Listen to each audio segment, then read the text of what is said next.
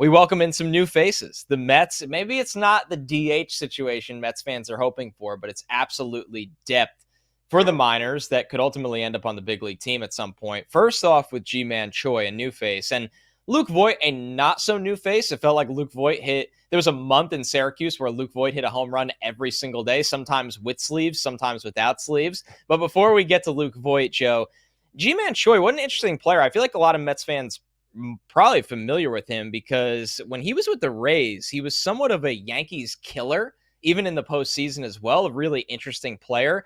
And then after the Rays moved on from him, and this is kind of what happens with the Rays a lot, and he's in his early 30s, he's just fallen off a cliff, notably the last two seasons, Joe, but 2023 was a really, really tough one for him where obviously now he's just on a spring training minor league kind of invite situation with the Mets.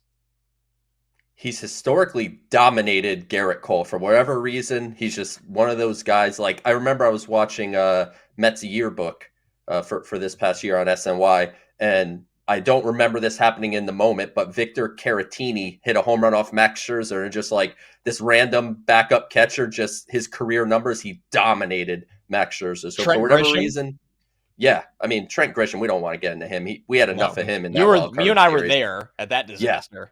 Yeah. But Ji-Man Choi, like you said, a lot of things have kind of fallen off.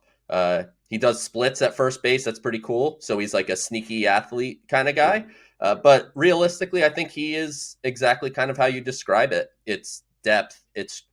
I would expect you to be a guy that would start in AAA Syracuse and be ready for a call. And it's just a matter of David Stearns building up the cupboard with legitimate major league type of players, even at the AAA level, because there are going to be injuries. There's going to be underperformance.